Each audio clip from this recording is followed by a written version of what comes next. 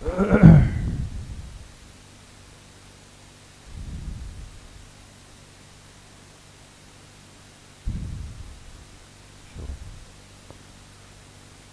باللہ من الشیطان الرجیم بسم اللہ الرحمن الرحیم یسألونک عن الشہر الحرام قتال فیہ قل قتال فیہ کبیر وصد عن سبیل اللہ وکفر بہ والمسجد الحرام واخراج اہلہ منہ اکبر عند اللہ والفتنة اکبر من القتل۔ صدق اللہ العظیم۔ سورۃ البقرہ آیت نمبر 217 سے آج کے ظہر کے بعد کا سبق شروع ہو رہا ہے۔ یسألونک عن الشہر الحرام قتال فیہ، لکھیں مضمون متعلق بجہاد۔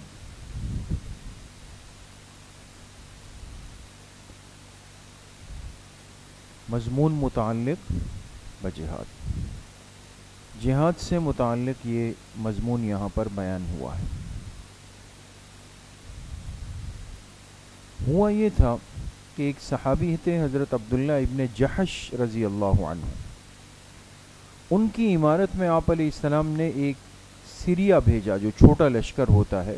وہ سریا جب گیا تو ان کو لگا کہ یہ جمادی الثانیہ کی آخری تاریخ ہے، اور اس کے بعد چونکہ رجب تھا اور رجب ممنوع مہینہ ہے، ان کو لگا کہ 30 ہے، اور حقیقت یہ کہ چاند نظر آ چکا تھا اور یکم رجب تھی، تو لہٰذا انہوں نے لڑائی شروع کی اور ایک کافر قتل بھی ہوا، اور پھر پتہ چلا کہ اوہو یہ تو رجب کا مہینہ ہے۔ خیر رک گئے، تو وہ علاقے کے لوگ آپ علیہ السلام کے پاس آئے اور آپ سے کہا کہ آپ کے ساتھیوں نے شہر حرام میں ہم پر حملہ کیا ہے۔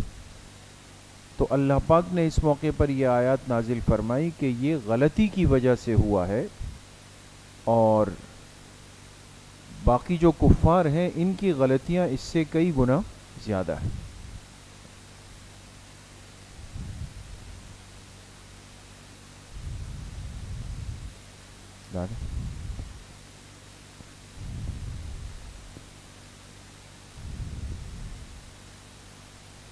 سارا موبائل میں نئی تصویر والا بات سمجھ گئے؟ تو اللہ پاک نے فرمایا آیت کے اندر کہ یہ غلطی سے ہوا، عمدن نہیں ہوا، نسیانن ہوا، خطأن ہوا ہے یہ۔ تو فرمایا یسألونک عن الشہر الحرام قتال فی، یہ لوگ آپ سے پوچھتے ہیں حرمت والے مہینے میں قتال کے بارے میں۔ قتال کے نیچے لکھے بدل، قل آپ کہہ دیجئے کہ قتال فیہ کبیر، تحقیقی جواب۔ قل کے نیچے لکھے تحقیقی جواب، آپ کہہ دیجئے کہ قتال فیہ، اس کے بعد محذوف نکالیں گے عمدن، اس مہینے میں عمدن لڑائی کرنا کیا ہے؟ ہاں، کبیرن، بڑا گناہ ہے، واقعی بڑا گناہ ہے، لیکن عمدن ہو، جان بوجھ کے ہو۔ اور وصد عن سبیل اللہ، اس کے نیچے لکھیں الزامی جواب جس میں مشرکین کی حرکات قبیحہ کا ذکر ہے۔ الزامی جواب جس میں مشرکین کی کس کا ذکر ہے؟ حرکات قبیحہ۔ تم نے یہ پکڑ لیا کہ جی اس مہینے میں ہم پہ حملہ ہوا، ہمارے ایک آدمی مارا گیا، جو تمہارے اندر جو 1000 قسم کے جراثیم ہیں، خرابیاں ہیں، اس کا کیا ہوگا؟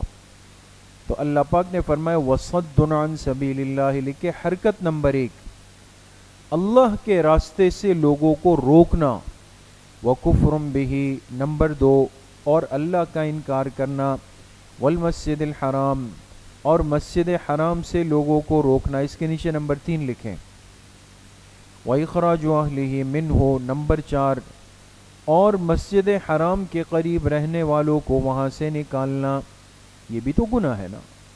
اکبر عند اللہ، یہ اللہ کے نزدیک اس سے بڑے گناہ ہیں۔ والفتنة اکبر من القتل، حرکت نمبر 5، اور شرک کرنا قتل سے بھی بڑا گناہ ہے۔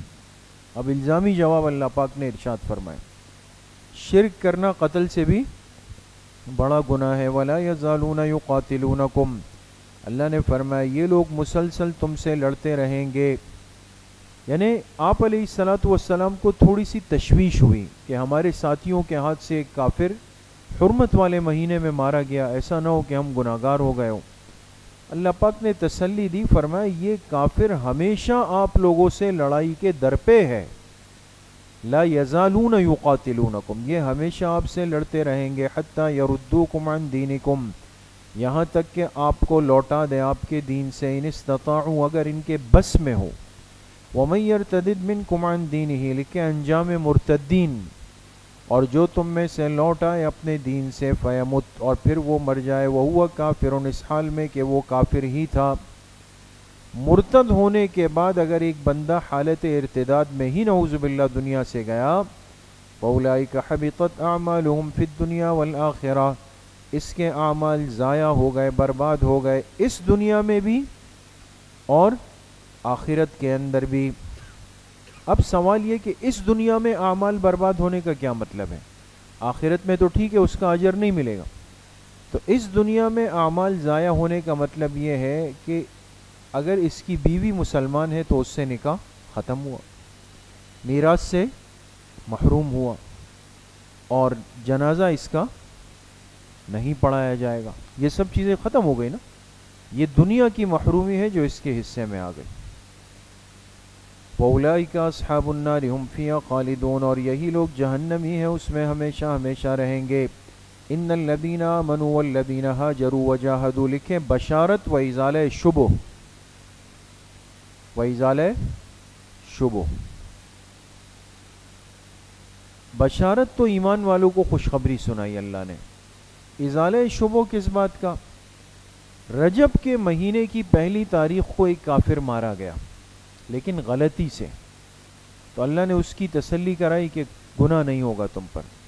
تو ایک سوال ذہن میں آیا کہ چلے گناہ تو نہیں ہوا، لیکن ہم سوچ کر تو یہ آئے تھے کہ اللہ کے راستے میں جہاد کریں گے، ثواب تو ہوگا. تو گناہ تو نہیں ہوا لیکن ثواب بھی نہیں ہوا، ہے نا، ثواب بھی تو نہیں ہوا. تو اللہ پاک نے فرمایا نہیں، ایسا نہیں ہے، تم تو اپنے ارادے اور نیت میں سچے تھے، لہذا ثواب تمہیں پورا ملے گا. ان الذین آمنوا، بے شک جو ایمان لائے، والذین ہاجروا وجاہدوا فی سبیل اللہ، جنہوں نے ہجرت کی اور اللہ کے راستے میں جہاد کیا، اولئک یرجون رحمت اللہ، یہی لوگ امیدوار ہیں اللہ کی رحمت کے. واللہ غفور الرحیم، اللہ بخشنے والے رحم کرنے والے ہیں. یسألونک عن الخمر والمیسر، لکھے امر انتظامی نمبر 4، امر انتظامی نمبر 4. یہ لوگ آپ سے سوال پوچھتے ہیں شراب کے بارے میں اور جوئے کے بارے میں.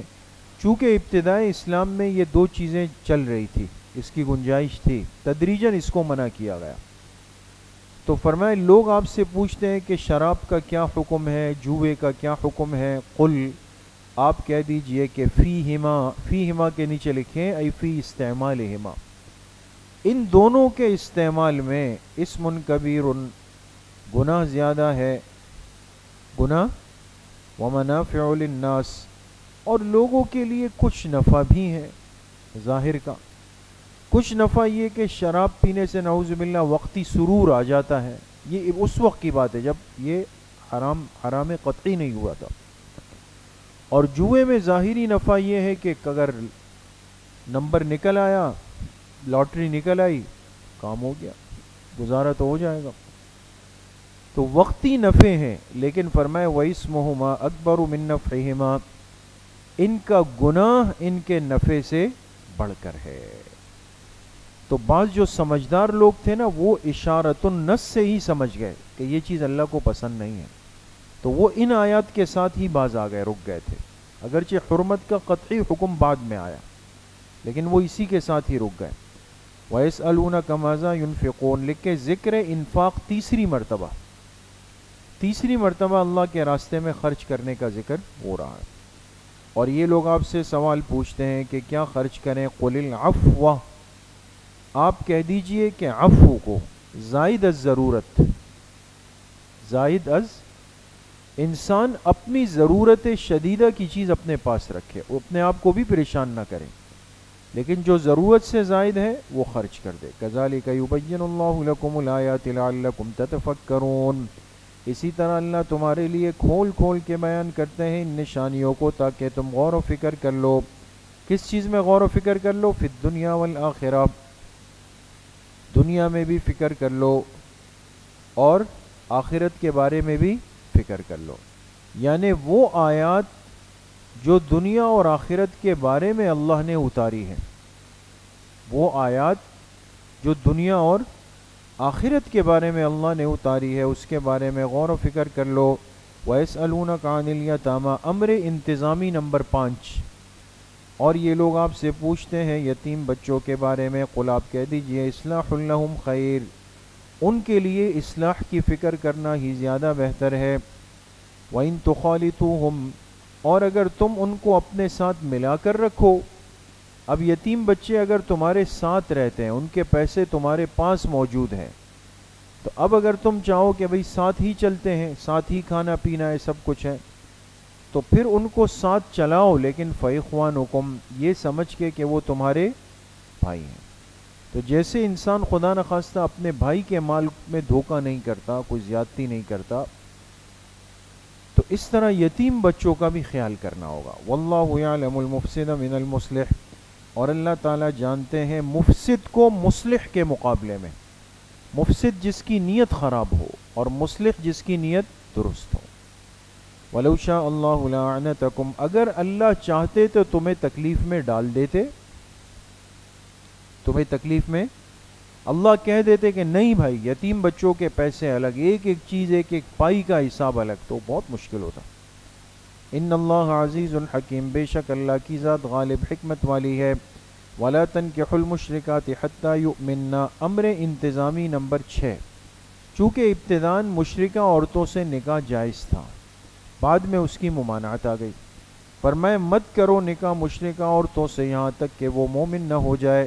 وَلَأَمَةٌ مُؤْمِنَةٌ خَيْرٌ مِّن مُّشْرِكَةٍ وَلَوْ أَعْجَبَتْكُمْ، اور ایمان مومنہ باندی وہ زیادہ بہتر ہے مشرکہ عورت کے مقابلے میں. وَلَوْ أَعْجَبَتْكُمْ، اگرچہ وہ مشرکہ تم کو بھا جائے، اچھی لگے. ممکن ہے کہ مشرکہ عورت کے ظاہر کا حسن اور وہ تمہیں اچھا لگے، لیکن تمہارے حق میں خیر نہیں ہے. خیر تو مومنہ ہے چاہے وہ باندی ہی کیوں نہ ہو. وَلَا تُنْكِحُوا الْمُشْرِكِينَ حَتَّى يُؤْمِنُوا، اور ہرگز مشرکین مردوں سے نکاح مت کرو، یعنی اب عورتوں کو خطاب ہے، جب تک کہ وہ ایمان نہ لے آئے. جی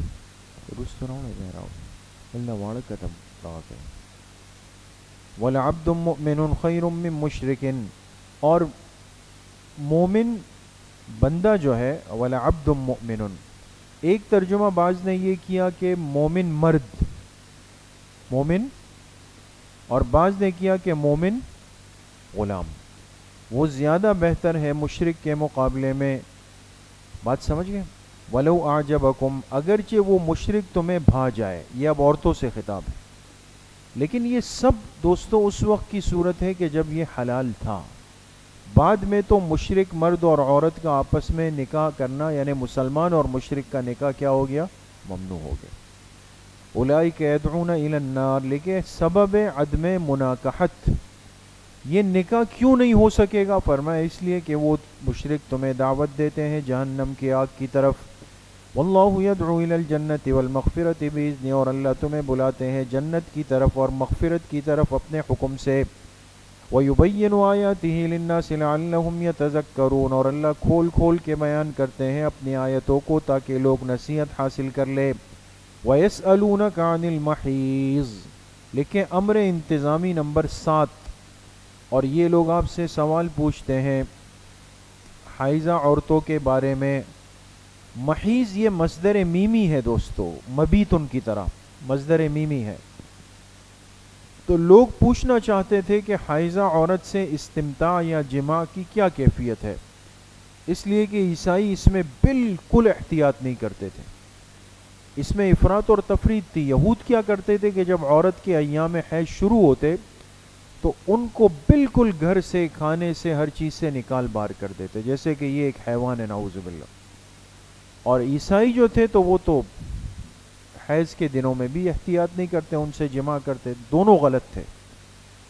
تو جب آپ سے پوچھا گیا حیض کے بارے میں کہ حائضہ عورتوں کا کیا حکم ہے، قال اللہ نے فرمایا قل اے میرے حبیب صلی اللہ علیہ وسلم ہوا اذن، ہوا حیض ایک گندگی ہے، عورت نہیں، حائضہ عورت نہیں، وہ پاک ہے، لیکن حیض کیا ہے؟ ایک گندگی ہے۔ فاعتزلوا النساء، لہذا عورتوں سے دوری اختیار کر لو۔ اس کے نیچے لکھے ما تحت الازار، دوری بے اعتبار جسم کے نہیں کہ اس کو گھر سے، کمرے سے، باورچی خانے سے نکال دیا، نہیں نہیں نہیں، ما تحت الازار، جو استمتاع کی جگہ ہے نا، ناف سے لے کر گھٹنے تک کا جو حصہ ہے عورت کا، جو زوج کے لیے حلال ہو جاتا ہے، فرمایا اس ما تحت الازار حصے میں تم کیا کر لو؟ دوری اختیار کر لو۔ اور کب؟ فی المحیض، حالت حیض میں، ولا تقربوہن، اور ان کے قریب بھی مت جاؤ، حتی یطہرن، یہاں تک کہ وہ پاکی حاصل نہ کر لے۔ فاذا تطہرن، بس جب وہ عورتیں خوب پاک ہو جائے، خوب پاک ہونے سے مراد حیض کا غسل بھی کر لے، پاکی کا غسل بھی کر لے، فأتوہن، تو آ جاؤ ان عورتوں کے پاس، من حیث امرکم اللہ، جیسا کہ اللہ نے تمہیں حکم دیا، یعنی اللہ نے تمہیں اجازت دی ہے۔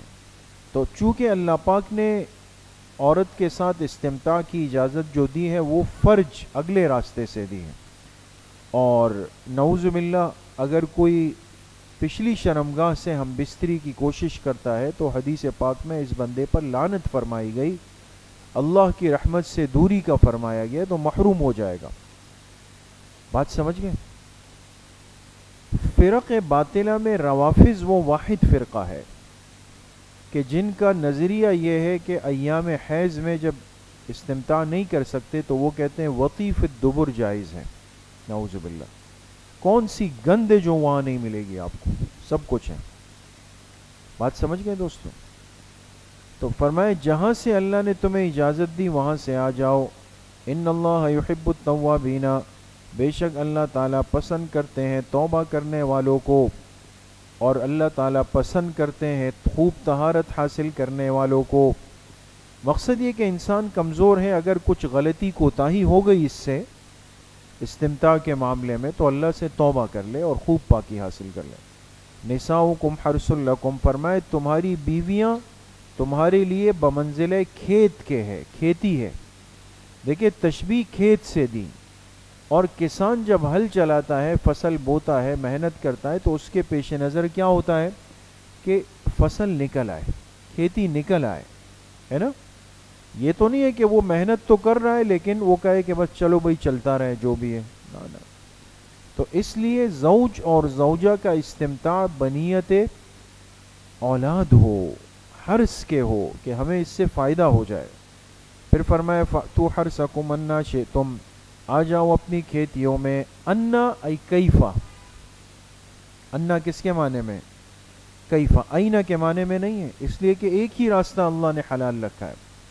کیفیت کی گنجائش ہے کہ انسان جماع اور ہم بستری میں اللہ پاک نے زوجین کو کسی خاص طریقے کا پابند نہیں کیا کہ اس طرح کریں اس طرح نہیں، وہ تو انسان کی طبیعت پر ہے کہ وہ جس طرح بھی راضی ہو آپس میں، کیف شئتم، جیسے تم چاہو اپنی کھیتی میں آ جاؤ۔ وَقَدِّمُوا لِأَنفُسِكُمْ، اور اپنے لیے آگے کی تدبیر کرو۔ کیا مطلب؟ ہاں، اولاد کی سوچ ذہن میں رکھ کر ہم بستری کرو کہ اس کی برکت سے اولاد ہو جائے۔ وَاتَّقُوا اللَّهَ وَاعْلَمُوا أَنَّكُمْ مُلَاقُوهُ، ڈرتے رہو اللہ سے اور جان لو کہ بے شک تمہیں اللہ سے ملاقات کرنی ہے۔ جو کچھ دنیا میں کر رہے ہو یقین کر لو کہ اللہ کے سامنے جانا ہے۔ وَبَشِّرِ الْمُؤْمِنِينَ، خوشخبری سنا دیجئے ایمان والوں کو۔ وَلَا تَجْعَلُوا اللَّهَ عُرْضَةً لِأَيْمَانِكُمْ، لکھیں امر انتظامی نمبر 8، امر انتظامی نمبر 8، یمین کے اقسام و احکام۔ یمین کس کو کہتے ہیں؟ قسم کو، قسم کے اقسام بھی اور قسم کے احکام بھی۔ فرمایا مت بناؤ، لا تجعلوا اللہ، لفظ اللہ سے پہلے محذوف نکالے اسم، لا تجعلوا اسم اللہ، اس لیے کہ قسم میں اللہ کا نام لیا جاتا ہے نا۔ مت بناؤ اللہ کے نام کو عرضتاً، عرضتاً کیا چیز؟ رکاوٹ، ہدف، نشانہ، مت بناؤ کس چیز کے لیے؟ لِأَيْمَانِكُمْ، لام کے نیچے لکھے اجلیہ، یہ لام کون سا ہے؟ ای لِأَجْلِ أَيْمَانِكُمْ، اب ترجمہ آسان ہو جائے گا، مت بناؤ اللہ کے نام کو نشانہ اپنے قسموں کی وجہ سے، اپنے قسموں کی وجہ سے، ان تبروا وتتقوا وتصلحوا بین الناس، اس اعتبار سے کہ تم نیکی کر لو، وتتقوا اور تم تقوی اختیار کر لو، وتصلحوا بین الناس اور تم لوگوں کے درمیان صلح کرا دو۔ بات سمجھ گئے؟ لوگوں کے درمیان صلح کرا دو۔ اس کے نیچے لکھے یمین منعقدہ، یہ یمین کی کون سی قسم ہے؟ یمین منعقدہ۔ تو انسان اگر بامر مجبوری قسم کھاتا ہے اللہ کے نام کی، اور کوئی مقصد اس کا نہیں ہے، بلکہ مقصد صرف کیا ہے کہ ان تبروا وتتقوا وتصلحوا بین الناس، کہ نیکی کر لے، تقوی کر لے، لوگوں کے درمیان کیا کر لے؟ صلح۔ دیکھیں بعض دفعہ مجبوری ہو جاتی ہے، اب آپ نے ایک غلط کام نہیں کیا، بات سمجھ رہے ہیں دوستو، نہیں کیا، لیکن آپ پر شبہ ہو گیا کہ آپ نے کیا ہے، اب آپ کو بلایا گیا، آپ سے پوچھا گیا کہ بھئی یہ چیز آپ نے اٹھائی ہے، اب آپ نے نہیں اٹھائی ہے، تو آپ کو مشکوک نگاہوں سے دیکھا جا رہا ہے، آپ نے اٹھائی ہے؟ آپ نے کہا نہیں، کہا قسم کھاؤ، تو آپ کو قسم اٹھانا چاہیے یا نہیں اٹھانی چاہیے؟ اب انسان یہ سوچے کہ یار قسم اٹھانا تو پسندیدہ نہیں ہے، منع کیا گیا، تو وہ کہے نہیں یار بس قسم نہیں کھا سکتا ہوں، یہ جملہ بولنا آپ کے مجرم ہونے کو پکا کر دے گا۔ اس وقت صورتحال یہ ہے کہ آپ کی عزت اور تقوی کی حفاظت کا مدار اس قسم کے کلمات پر ہے جس کے آپ حقدار ہیں، لہذا آپ کھا لیں اور کہہ دیں کہ بخدا، خدا کی قسم واللہ میں نے یہ چیز نہیں کی ہے۔ بات سمجھ گئے؟ واللہ سمیع علیم، اللہ کی ذات سننے والی جاننے والی۔ لا یؤاخذکم اللہ باللغو فی ایمانکم، لکھے یمین لغو،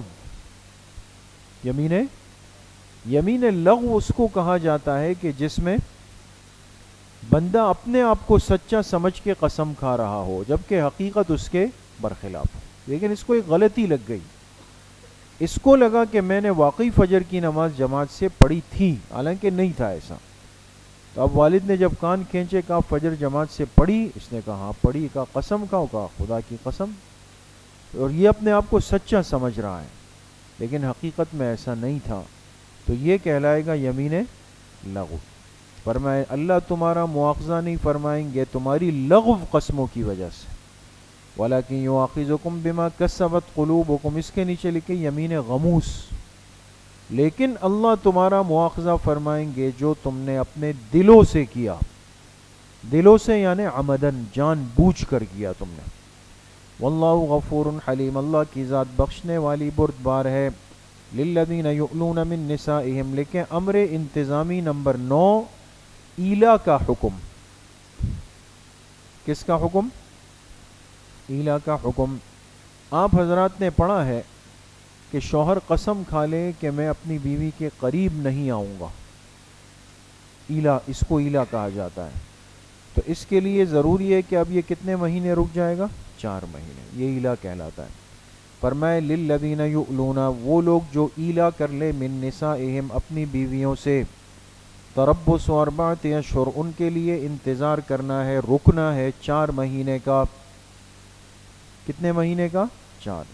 فَإِن فَاءُوا، اگر انہوں نے رجوع کر لیا، رجوع سے مراد یعنی جمع کر لیا، لوٹ آئے، فاؤ کے نیچے لکھے فی 4 اشہر، 4 مہینوں کے اندر اندر، اگر صبر نہیں کر سکے اور 4 مہینے کے اندر لوٹ آئے تو فإن اللہ غفور الرحیم، تو بے شک اللہ تعالیٰ بخشنے والے اور رحم کرنے والے ہیں۔ بات سمجھ گئے؟ شوافع کہتے ہیں کہ اگر 4 مہینوں کے اندر یہ بندہ آ جائے تو اس کے ذمے کچھ بھی نہیں ہے۔ احناف کہتے ہیں کہ یہ قسم کا کفارہ دے گا اگر یہ اندر اندر آ گیا 4 مہینوں میں۔ وَإِنْ عَزَمُوا الطَّلَاقَ، اور اگر اس بندے کا ارادہ طلاق کا پختہ ہو، عزم الطلاق، اس کا حاشیے پر لکھیں یعنی 4 مہینے پورے کر دے، 4 مہینے پورے کر دے تو فَإِنَّ اللَّهَ سَمِيعٌ عَلِيمٌ، بے شک اللہ تعالیٰ سننے والے جاننے والے ہیں۔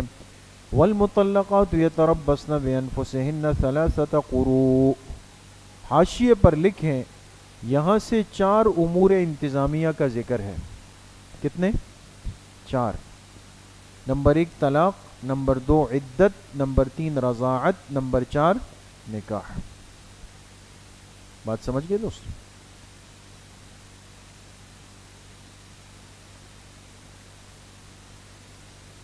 اس کا ذکر ہے، طلاق، عدت، رضاعت اور نکاح، ترتیب کے ساتھ اب دیکھیں۔ والمطلقات یتربصن بانفسہن 3 قروء، مطلقہ عورتیں اپنے نفس کو روکیں گی 3 قروء تک۔ اصول الشاشی کا معرکۃ الآراء مسئلہ ہے کہ قروء ان سے مراد حیض ہے یا طہر ہے، پڑھا ہے نا؟ ہم کیا کہتے ہیں اس سے مراد کیا ہے؟ حیض ہے۔ تو ہم کہتے ہیں کہ مطلقہ عورت اپنے آپ کو روکے گی، یعنی طلاق کی عدت کیا ہے؟ 3 حیض ہے۔ ولا يحل لہن،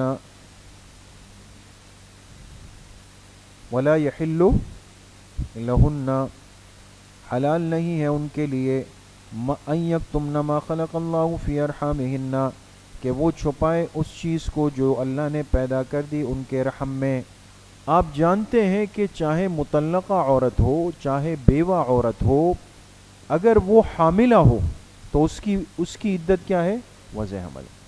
اب وضع حمل میں تو ممکن ہے کہ 9 مہینے انتظار ہو، 8 مہینے باقی ہو، 7 مہینے۔ تو بعض عورتیں کیا کرتی تھی کہ وہ جان چھڑانے کے لیے اپنے حمل کی بات چھپا دیتی تھی، اور 3 مہینے بعد کہتی تھی بھئی ہمارے 3 حیض گزر گئے، تاکہ اس چیز سے ہم فارغ ہو جائیں۔ تو اللہ نے منع فرمایا کہ حلال نہیں ہے ان عورتوں کے لیے کہ چھپائے ماں، اس حمل کو جو اللہ نے رکھ دیا فی ارحامہن، ان کے رحم میں۔ ان کن یؤمن باللہ والیوم الآخر، اگر وہ ایمان رکھے اللہ اور آخرت کے دن پہ۔ وبعولتہن حق بردہن فی ذالک ان ارادوا اصلاحا، بعول بعل کہتے ہیں شوہر کو، اور ان عورتوں کے شوہر زیادہ حقدار ہیں بردہن، کہ ان عورتوں کو انہی کی طرف لوٹایا جائے فی ذالک، اسی زمانہ عدت میں، اسی زمانے اگر یہ ارادہ کر لے آپس میں صلح کے ساتھ رہنے کا۔ حاشیے پر لکھے یہ طلاق رجعی کی صورت ہے۔ بھئی طلاق رجعی کب تک چلے گی؟ 1 طلاق دی ہو یا 2 دی ہو، تو عدت کے دوران شوہر رجوع کر سکتا ہے۔ وَلَهُنَّ مِثْلُ الَّذِي عَلَيْهِنَّ بِالْمَعْرُوفِ، اور ان عورتوں کے لیے وہی حقوق ہے جیسے کہ ان عورتوں کے ذمے حقوق ہے، بالمعروف دستور کے موافق۔ اس سے معلوم ہوا کہ شوہر اور بیوی دونوں کے حقوق ایک دوسرے کے ذمے ہیں۔ لہن اور علیہن، عورت کے لیے اسی کے مثل حقوق ہے، الذی علیہن، جس طرح کے عورت کے ذمے حقوق ہے، بالمعروف کس کے موافق؟ دستور کے موافق۔ وللرجال علیہن درجہ، البتہ مردوں کو عورتوں پر 1 گنا فوقیت حاصل ہے، 1 گنا فوقیت حاصل ہے، یعنی باعتبار اختیار کے۔ باعتبار کس کے؟ اس لیے کہ طلاق کے کلمات یہ بولتا ہے، انتظامات یہ کرے گا، ساری چیزیں اس کے ذمے ہوگی۔ بات سمجھ لیں؟ تو جو باطل پرست لوگ ہوتے ہیں وہ کہتے ہیں دیکھو یہ تو زیادتی ہے، مرد کو 1 درجہ اوپر رکھا گیا۔ تو بابا درجہ ملنا کوئی منصب نہیں تھا، ذمہ داری تھی۔ کیا تھی؟ یہ ذمہ داری ہے۔ جیسے 3 بھائی گھر کے اندر رہتے ہو اور والد بڑے بھائی سے کہے، بڑے بیٹے سے کہے کہ بھئی کل سے آپ گھر کے نظام کو دیکھیں گے اور 2 بھائیوں کو بھی آپ دیکھیں گے، تو وہ 2 بھائی اس پر وہ ہو جائے کہ جی ہم بھی تو تھے۔ تو غلط اس لیے کہہ رہے ہیں کہ اب گھر کے بل ہے، خرچے ہیں، صفائی ہے، یہ بڑا دیکھے گا۔ تو درجتاً کا اطلاق کوئی منصب پر نہیں ہے، ذمہ داریوں کے بڑھنے پر ہے دوستوں۔ واللہ عزیز الحکیم، اللہ کی ذات غالب حکمت والی ہے۔ الطلاق مرتان، الطلاق کے الف لام کے نیچے لکھے عہد خارجی، عہد اور مرتان پر حاشیے میں لکھیں کہ اس سے مراد طلاق رجعی ہے، طلاق رجعی ہے، اور یہ 2 دفعہ تک ہو سکتی ہے طلاق رجعی، اس لیے کہ تیسری دفعہ کے بعد وہ طلاق رجعی نہیں کہلاتی، طلاق مغلظہ کہلاتی۔ بات سمجھ گئے؟ تو فرمایا کہ الطلاق مرتان، طلاق 2 مرتبہ کی ہے، یعنی رجعی۔ کون سی طلاق 2 مرتبہ تک کی ہے؟ رجعی والی 2 تک جا سکتی ہے۔ فَإِمْسَاكُمْ بِمَعْرُوفٍ، اس کے بعد کیا ہوگا؟ یا تو روک دے اچھے طریقے سے، پھر ارادہ ہو گیا رجوع کر لے، او تسریح بِإِحْسَانٍ، یا چھوڑ دے اچھے انداز سے۔ بات سمجھ گئے؟ یا چھوڑ دے کس انداز سے؟ اچھے انداز کا مطلب یہ کہ اب 2 طلاقیں دی اور ارادہ نہیں ہے اس عورت سے دوبارہ اس کی طرف جانے کا، تو صرف تنگ کرنے کے لیے رجوع نہ کریں۔ بعض یہ کرتے ہیں کہ بھئی میرے پاس تو رجوع کا حق ہے، تو جیسے ہی وہ عدت اینڈ پر آنے لگتی ہے، ختم ہونے لگتی ہے، تو زبانی کہہ دیتے جی میں نے رجوع کیا، تو پھر آ گئی عورت، جب آئی تو اب پھر بیوی بنانے کے لیے تیار نہیں ہے، اس کو تنگ کر رہا ہے، ستا رہا ہے، تو یہ چیز شریعت نے منع کر دی۔ وَلَا يَحِلُّ لَكُمْ أَن تَأْخُذُوا، لکھے بیان خلع، خلع کا بیان ہے، اور حلال نہیں تمہارے لیے ان تأخذوا کہ تم لے لو، مما، اس کے نیچے لکھے حق مہر، اس حق مہر کو لے لو، آتیتموہن شیئا، جو تم ان عورتوں کو دے چکے ہو، شیئا، اس میں سے کچھ بھی۔ عورت کو ایک دفعہ جو شوہر دے دے، شوہر کی غیرت کے خلاف ہے کہ اس سے واپسی کا تقاضا کرے، پھر مہر تو ایک ذمہ داری ہے، تو جو مہر دے دیا وہ اس کا ہو گیا۔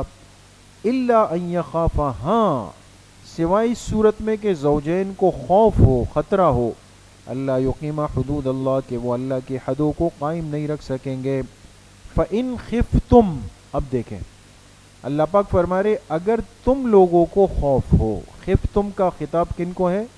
لکھے حاکم یا رشتہ دار، حاکم یا، معلوم ہوا کہ اسلامی معاشرے میں دوسروں کے معاملات کی فکر کرنا یہ بھی قریبی رشتہ داروں کی یا حاکم وقت کی ذمہ داری ہوتی۔ اب آج کل تو معاملہ تماشا بین ہونے کا ہے نا، اگر کسی گھر میں کوئی مسئلہ چل رہا ہے تو جتنے رشتہ دار جو ویسے حالات میں کہتے ہیں جی ہم تو بڑے تھے خاندان کے اور ہم سے نہیں پوچھا گیا اور منگا مشران ہوں، ویسے تو مشران ہیں، یہ بڑے ہیں، لیکن اگر اس خاندان کے بچے آپس میں الجھ گئے، ان میں کوئی اختلاف ہوا، تو پھر اس بڑے پن کا ان کو کوئی احساس نہیں ہے کہ بھئی آئے بیٹھے، ان کو بٹھائیں، ان کو سمجھائیں۔ شریعت کا مزاج یہ کہ اسلامی معاشرے میں بڑوں کو بولا یا نہیں بولا، وہ اپنے ایک ذمہ داری کے لیے خود آگے بڑھ جائیں، بلکہ ایک اسلامی حکمران اگر ہو اور اس کو پتہ چلے کہ بھئی فلاں علاقے میں یہ اس طرح کھچاؤ تناؤ چل رہا ہے، اس کو چاہیے کہ دین کے تقاضوں پر عمل کرتے ہوئے بیٹھ جائے اور ان کے مسئلے کو حل کرے۔ فرمایا اگر تمہیں خوف ہو، یعنی حاکم وقت کو یا رشتہ داروں کو، کہ اللہ یقیمہ حدود اللہ، کہ یہ شوہر اور بیوی اللہ کے حدود کو قائم نہیں کر سکیں گے، فلا جناح علیہما، تو دونوں پر کوئی گناہ نہیں ہے، فی مفتدت بہ، اس مال کے معاملے میں جو وہ فدیے میں دے دے۔ مال کس میں دے دے؟ فدیے میں، فدیے سے مراد یعنی عوض میں۔ اب دیکھیں جو خلا ہوتا ہے نا، خلا، خلا کے اندر شوہر حق رکھتا ہے کہ وہ بیوی سے اس کا، بیوی کو دیا گیا جو مال تھا وہ واپس لے لے، یا مہر کا وہ حصہ جو ابھی تک بیوی کو نہیں دیا تھا اس کو روک لے۔ بات سمجھ گئے؟ یعنی یہ اجازت ہے، اس کو ترغیب نہیں۔ مثال کے طور پہ 1,00,000 حق مہر طے ہوا، 50,000 یہ دے چکا تھا، 1 سال بعد دونوں میں ہو گئی لڑائی، بات آ گئی خلا پہ، شوہر نے کہا ٹھیک ہے یہ خلا لینا چاہتی ہے تو خلا دے کے اس کو، خلا طلاق بائن کے حکم میں ہوتی، دے دیتا ہوں، لیکن شرط یہ ہوگی کہ میں جتنا مہر باقی ہے وہ بھی نہیں دوں گا، اور جو سامان اس کو زیور الماری فلاں فلاں وہ مجھے واپس دے دے۔ تو شوہر ایسا کر سکتا ہے، اجازت ہے، ترغیب اور پسندیدہ نہیں ہے، بلکہ اس کو چاہیے کہ اس کا مہر بھی دے دے اور مال بھی اس کو دے دے۔ تلک حدود اللہ، یہ خداوندی ضابطے ہیں، فلا تعتدوها، اس کو پامال مت کرو۔ ومن یتعد حدود اللہ فاولئک هم الظالمون، جو اللہ کے حدود سے تجاوز کرے گا یہ ظلم کرنے والے ہیں۔ فَإِن طَلَّقَهَا فَلَا تَحِلُّ لَهُ، ان طلقها پر حاشیے میں لکھیں کہ اس کا تعلق ہے الطلاق مرتان سے. اب مسئلہ سمجھ میں آئے گا دوستو آپ لوگ. ان طلقها کا تعلق کس سے ہے؟ الطلاق مرتان میں کتنی طلاقیں ہو گئی؟ دو کے بعد کتنی طلاقیں رہ جاتی ہے؟ صرف ایک. تو فرمائے فَإِن طَلَّقَهَا، اب اگر شوہر بیوی کو طلاق دے دے، نیچے لکھے بعد مرتان،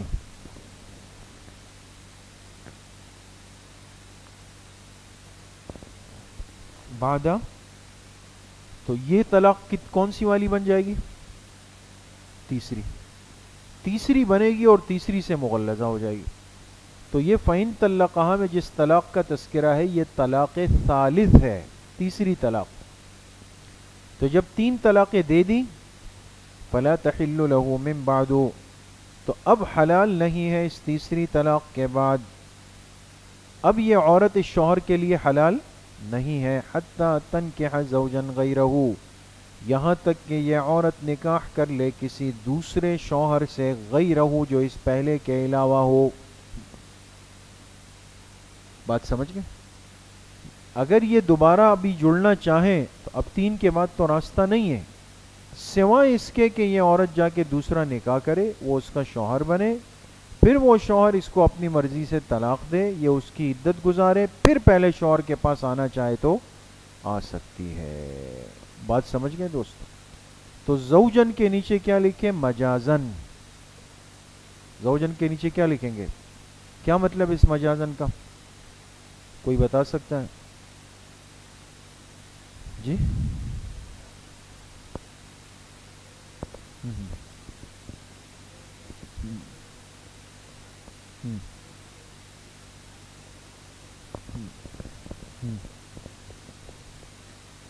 اچھا، یہ مراد بظاہر نہیں ہے مجازن. اس صورت کے اندر تو خیر یہ واپس آ ہی نہیں سکتی ہے اگر اس طرح اس نے اپنے کسی سے نکاح کرا دیا. اور وہ یہاں جو قرآن کریم جو تعبیر پیش کر رہی ہے نا، تنکح زوجن غیرہ، غور کرے دوست، یہ عورت پہلے ایک شخص کے نکاح میں تھی، وہ اس کا زوج اول تھا نا، ہے نا، اس نے اس کو ابھی تیسری طلاق دی تو یہ اس سے فارغ ہو گئی. اب شریعت اس کو پہلے شوہر کے پاس اگر واپسی کا ارادہ یہ کرتے ہیں، ایک طریقہ بتا رہی ہے کہ یہ کیا کرے، دوسرا نکاح کرے گی تو وہ شوہر بنے گا نا، یا نکاح سے پہلے وہ دوسرا شوہر بن جائے گا، نکاح کے بعد ہی بنے گا نا. لیکن یہاں پر انہوں نے اس دوسرے مرد کو ابھی سے کیا کہا؟ زوجن. یہاں تک کہ یہ عورت نکاح کر لے کسی شوہر سے، حالانکہ شوہر تو بعد میں بنے گا، نکاح کے بعد بنے گا، ابھی سے اس مرد کو شوہر کہنا یہ باعتبار کس کے؟ مجاز کے. بات سمجھ گئے دوستوں؟ تو پہلے شوہر کے علاوہ کسی سے نکاح کر لے، فَإِن طَلَّقَهَا، تو پس اگر یہ تیسری طلاق دے دے، فَلَا جُنَاحَ عَلَيْهِمَا أَن يَتَرَاجَعَا، نہیں، فَإِن طَلَّقَهَا، پھر اگر وہ دوسرا شوہر طلاق دے دے، وہ اس کو اپنی خوشی سے فارغ کر دے، فَلَا جُنَاحَ عَلَيْهِمَا، تو ان دونوں پر کوئی گناہ نہیں، أَن يَتَرَاجَعَا، کہ دوبارہ آپس میں لوٹ آئے. ان ظنّا، اگر انہیں یقین ہو، ظن یقین کے معنی میں یقین ہو کہ ان یقیما حدود اللہ، کہ اللہ کے حدود کو قائم رکھیں گے. وَتِلْكَ حدود اللہ، یہ اللہ کے حدود اور خداوندی ضابطے ہیں. یبینھا لقوم یعلمون، جسے اللہ واضح طور پہ بیان کرتے ہیں ان لوگوں کے لیے، یعلمون، جو اس کی حقیقت کو جانتے ہیں. وَإِذَا طَلَّقْتُمُ النِّسَاءَ، اس کے نیچے لکھے یہ بھی طلاق رجعی کا حکم ہے، یہ بات بھی طلاق رجعی کی چل رہی ہے. اگر تم طلاق دے دو عورتوں کو، نیچے لکھے رجعیاً، کون سی طلاق دے دو؟ طلاق رجعی.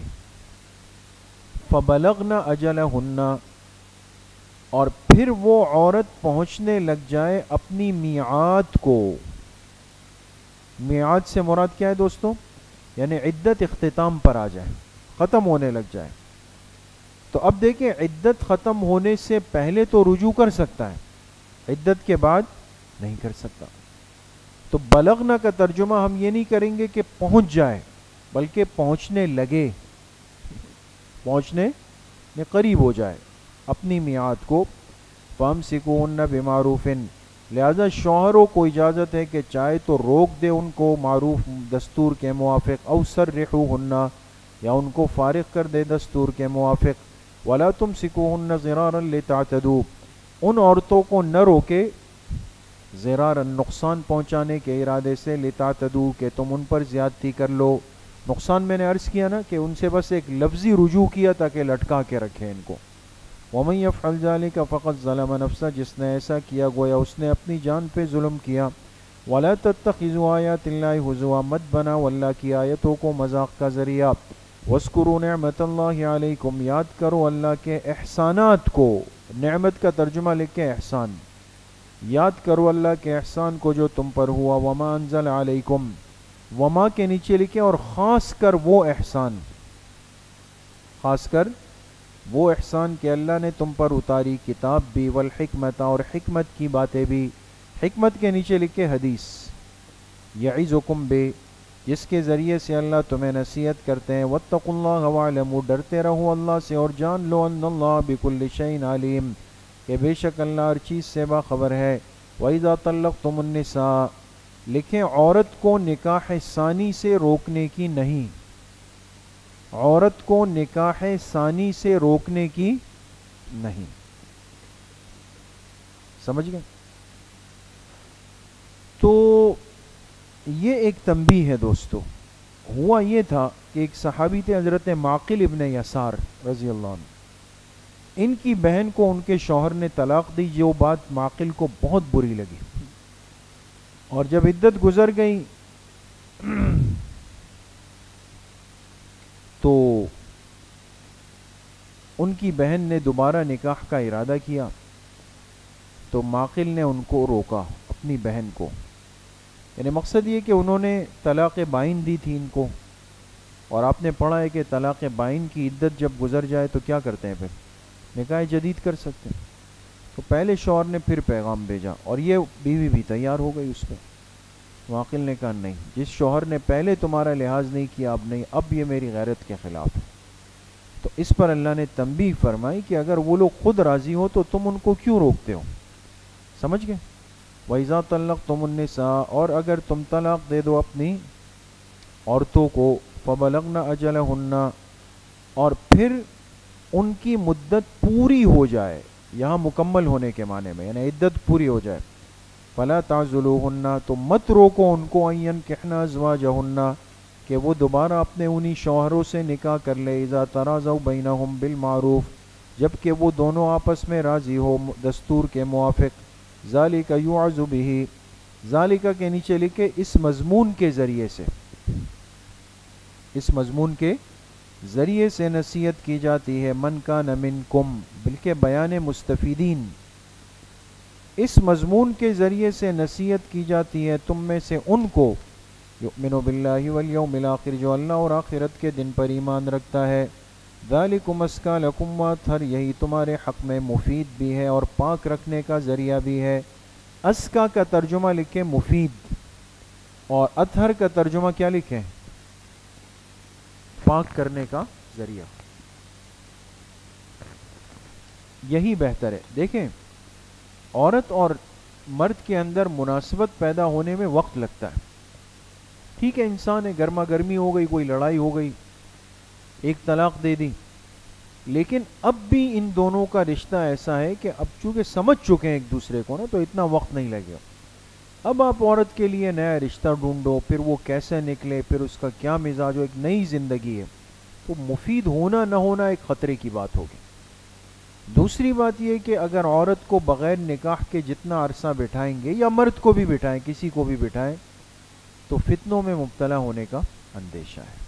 تو پاک کرنے کا ایک ذریعہ بھی ہے. واللہ یعلم وانتم لا تعلمون، اللہ تعالیٰ جانتے تم نہیں جانتے. والوالدات یرضعن، لکھے رضاعت کا بیان. اور مائیں دودھ پلائے گی اپنے بچوں کو، حولین کاملین، 2 سال تک مکمل.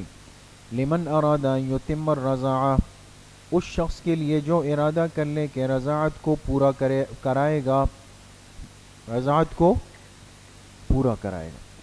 دیکھیں مدت رضاعت مفتابی قول کے مطابق 2 سال ہے. امام اعظم ابو حنیفہ رحمۃ اللہ علیہ نے 2.5 سال فرمایا، لیکن عمل اور مفتابی 2 سال ہے.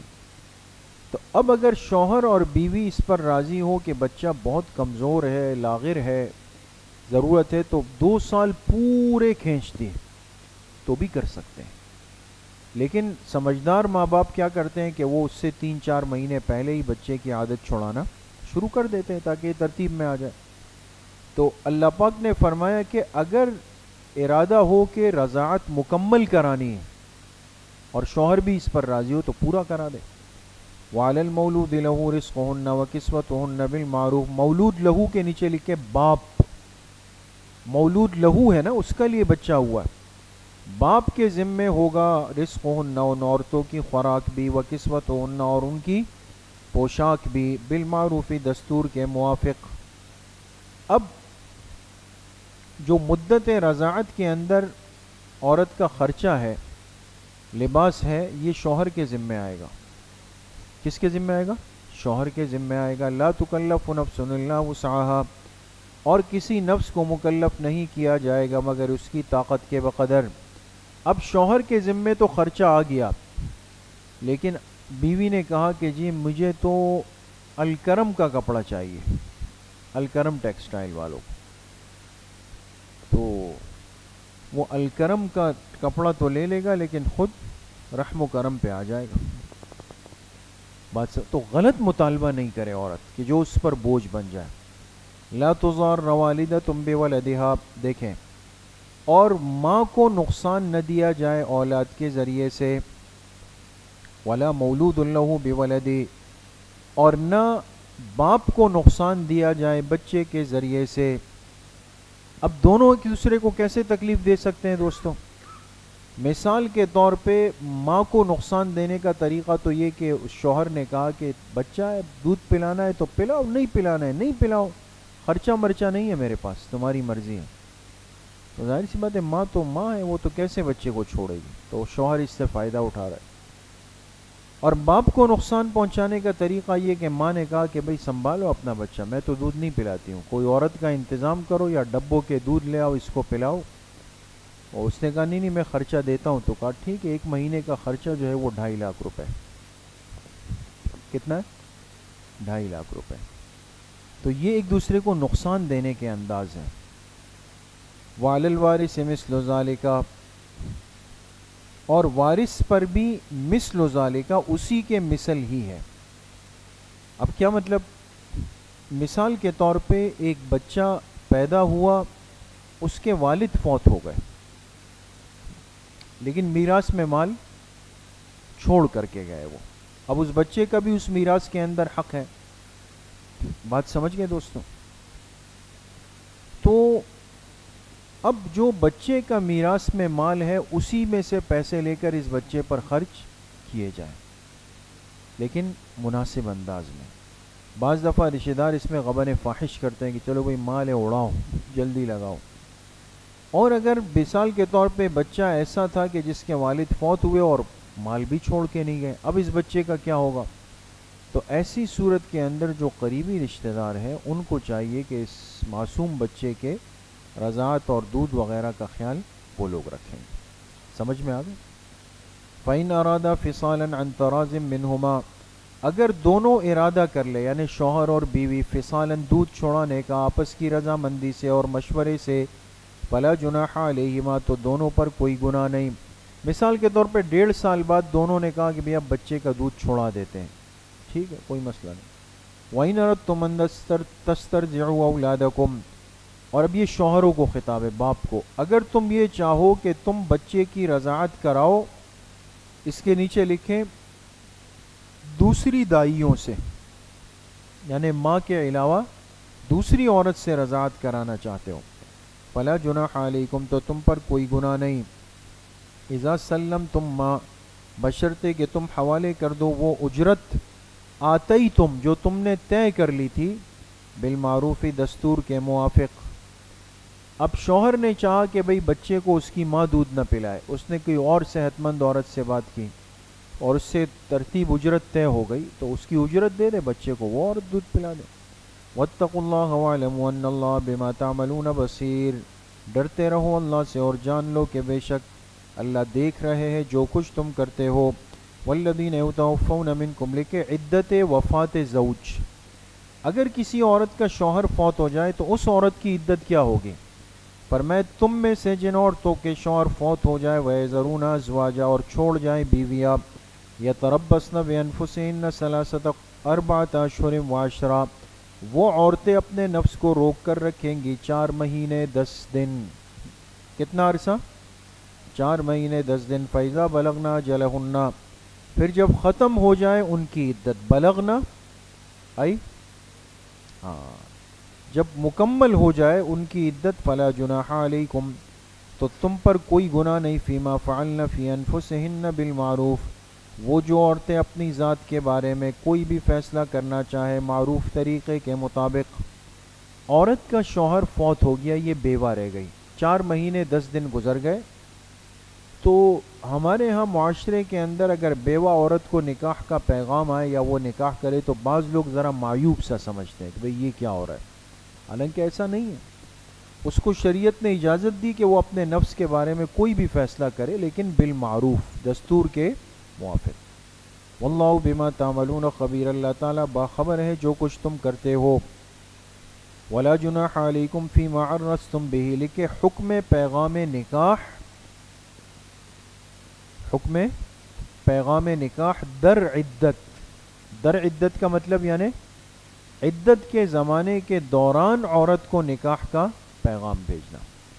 دیکھیں یہ مسئلہ بھی فقہ میں لکھا ہے کہ جب تک ایک عورت عدت گزار رہی ہے، بیوہ عورت، تو اس بیچ میں اس کو صراحتاً نکاح کا پیغام نہ دے، بلکہ اشارتاً دے، کنایتاً دے۔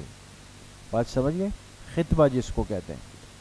جیسے مثال کے طور پہ ایک عورت کی عدت چل رہی ہے، ابھی 3 مہینے 3.5 مہینے ہوئے تھے، لیکن کوئی اور گھرانہ ہے، ان کو اپنے بچے کے لیے یہ لڑکی پسند ہے، انہوں نے کہا چلو یہ جوانی میں بیوہ ہو گئی ہے، تو کھل کے تو نہیں کہہ سکتے، لیکن آ کے ان کے گھر میں کہا کہ ماشاءاللہ آج کل ہم اپنے بیٹے کے لیے بھی رشتہ دیکھ رہے ہیں، کوئی اچھا رشتہ اس طرح آپ لوگوں کی نظر، ایک پیغام سا آ جائے۔ بات سمجھ گئے؟ ان کے کان میں بات ڈال دے۔ تو فرمایا ولا جناح علیکم، تم پر کوئی گناہ نہیں، فیما عرضتم بہ، کہ جو تم اشارتاً کہہ دو۔ عرضتم کا کیا ترجمہ ہے؟ اشارتاً کہہ دو، من خطبت النساء، عورت کو نکاح کا پیغام، او اکننتم فی انفسکم، یا جو تم چھپاؤ اپنے دلوں میں۔ دوسری صورت یہ کہ کچھ بھی نہیں کہو لیکن دل میں بات رکھی کہ بھئی جیسے ہی عدت ختم ہوگی تو اگلے دن میں پہنچ جاؤں گا۔ سمجھ گئے؟ علم اللہ انکم ستذکرونہن، اللہ کے علم میں ہے کہ تم ضرور ان عورتوں سے تذکرہ کرو گے۔ اس کے بعد لکھے بعد العدت، بعد العدت، لیکن ولیکن لا تواعدوہن سرا، لیکن تم ان سے وعدہ مت کرو سرن، کس طور پہ؟ پوشیدہ طور پہ، پوشیدہ طور پہ نہیں کرو۔ بعض تیز سے ہوتے ہیں نا، تیز سے ہوتے ہیں، اب اس کو تو پتہ ہے کہ بھئی مجھے یہاں نکاح کا پیغام بھیجنا ہے، تو ظاہر نہیں کیا، لیکن کسی ذریعے سے نمبر لے کے اس پہ میسیج بھیج دیا کہ انتظار کرنا میں آؤں گا، تو یہ صحیح نہیں ہے پوشیدہ طور پہ۔ الا ان تقولوا قولا معروفا، مگر یہ کہ تم جو بات کہہ دو معروف طریقے سے۔ قولا معروفا کے نیچے لکھے تعریض، تعریض کی جس بات آ گئی اشارہ کر دینا۔ ولا تعزموا عقدۃ النکاح، پختہ مت کرو نکاح کے معاملے کو، حتی یبلغ الکتاب اجلہ، یہاں تک کہ عدت پہنچ جائے اپنی انتہا کو۔ یبلغ پہنچ جائے، الکتاب کا ترجمہ لکھے عدت، اجلہ کا ترجمہ لکھے اپنی انتہا۔ جب تک عدت پوری نہیں ہوئی ہو اس وقت تک کوئی وعدہ وعید آپس میں نہ کیے جائیں۔ وَاعْلَمُوا أَنَّ اللَّهَ يَعْلَمُ مَا فِي أَنفُسِكُمْ فَاحْذَرُوا، جان لو بے شک اللہ جانتے ہیں جو کچھ تمہارے دلوں میں ہے، فَاحْذَرُوهُ، لہذا اللہ سے ڈرتے رہو۔ وَاعْلَمُوا أَنَّ اللَّهَ غَفُورٌ حَلِيمٌ، جان لو بے شک اللہ بخشنے والے ہیں، الحلیم، حلیم کے معنی بردبار، حوصلے والے۔ لا جناح علیکم، لکھے مطلقہ عورتوں کے اقسام و احکام، تم پر کوئی گناہ نہیں، ان طلقتم النساء، اگر تم طلاق دے دو عورتوں کو۔ اس کے نیچے لکھے قسم نمبر 1، ما لم تمسوہن، ماں کے نیچے لکھیے حینیہ، یہ ماحین کے لیے، حین یعنی اس وقت میں طلاق دے دو جس میں تم نے اس عورت کو ہاتھ بھی نہیں لگایا، عورت کو ہاتھ بھی نہیں لگایا، جس کو ہم فقہ کے اندر کیا پڑھتے ہیں جی، طلاق قبل الخلوہ، خلوت صحیحہ سے پہلے ہی کسی نے کیا کر دی، طلاق دے دی۔ ایک صورت تو یہ ہے، او تفریضوا لہن فریضہ، یہ او واو کے معنی میں ہے دوستو، عورت سے کو طلاق دی، ہاتھ نہیں لگایا، اور تفریضوا لہن فریضہ، تفریضو سے پہلے بھی لم آئے گا دوستو، اور نہ تم نے ان کے لیے کوئی مہر طے کیا تھا، مہر بھی طے نہیں ہوا ابھی تک، طلاق دے دی، تو کیا کرنا ہے، وَمَتِّعُوهُنَّ، اب ان کو کیا دے دو، متعہ دے دو، متعہ جانتے ہیں نا، ایک لباس سا دے دو اور کچھ مناسب سا خرچہ جو ہلکا پھلکا ہے، بس ایک، علی الموسع قدرہ وعلی المقتر قدرہ، وسعت والے پر اس کے اعتبار سے، تنگ دست پر اس کے اعتبار سے، متاعا بالمعروف، یہ فائدہ پہنچانا دستور کے موافق، حقاً یہ واجب ہے، علی المحسنین، نیکی کرنے والوں پہ، وَإِن طَلَّقْتُمُوهُنَّ، لکھے قسم نمبر 2، اور اگر تم ان عورتوں کو طلاق دے دو، من قبل ان تمسوهن، ہاتھ لگانے سے پہلے، خلوت تو نہیں ہوئی لیکن وقد فرضتم لہن فریضہ، تم ان کے لیے مہر مقرر کر چکے تھے، فرضتم، تو پھر اس عورت کو کیسے فارغ کریں گے، فنصف ما فرضتم، کیا دے کے، نصف مہر، جو طے کیا اس کا نصف دے دیں، الا ان یعفونا، سوائے اس کے کہ وہ عورتیں خود سے چھوڑ دیں، خود سے انہوں نے کہا بھئی جب نکاح رخصتی نہیں ہوئی، کچھ نہیں ہوا تو ہمیں بھی کچھ نہیں چاہیے، او یعفو الذی بیدہ عقدۃ النکاح، یا وہ آدمی چھوڑ دے جس کے اختیار میں نکاح کا معاملہ ہے، نکاح کے معاملے کو رکھنا نہ رکھنا یہ کس کے اختیار میں، شوہر کے، بات سمجھ گئے، معلوم ہوا کہ طلاق کا اختیار شوہر کو دیا گیا، تو اب دیکھیں کیا مطلب ہوا، اگر مہر طے ہوا اور طلاق ہو گئی خلوت سے پہلے، تو حق کیا ہے کہ کتنا دیا جائے گا، نصف مہر، لیکن عورت نے کہا مجھے نصف نہیں کچھ بھی نہیں چاہیے، یہ بھی صحیح ہے، یا شوہر بڑے دل والا تھا، اس نے کہا نہیں نہیں نصف کیوں، جب ہمارا نکاح ہوا ہے تو چاہے ہمارا نصیب نہیں ہوگا ساتھ چلنے کا لیکن مہر تو میں پورا دے دوں گا، یہ بھی کر سکتے، وَأَن تَعْفُوا أَقْرَبُ لِلتَّقْوَىٰ، اور اگر تم چھوڑ دو، دیکھیں شوہروں کو ترغیب دی کہ تم پورا مہر ان کے لیے چھوڑ دو، تو اقرب للتقویٰ، یہی تقویٰ کے زیادہ قریب ہے، وَلَا تَنْسَوْا الْفَضْلَ بَيْنَكُمْ، اور مت بھلاؤ آپس میں ایک دوسرے پر احسان کرنا، بعض دفعہ رشتے ختم ہوتے ہیں لیکن احسانات تو نہیں بھلانے چاہیے،